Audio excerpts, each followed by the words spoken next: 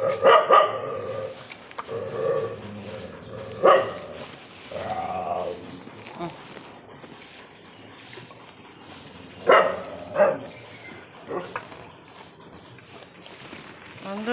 নন্দীকে দেখো কে যেন মেরেছে, মাথার মধ্যে দেখো ঘা হয়ে গেছে, সেলাই করে দেওয়া হয়েছে। তো তোমরা এরকম নন্দীকে আর এই যে বাইরের গরুগুলোকে একটু সেবা করবে। সৌরভ, তাড়াতাড়ি আসো।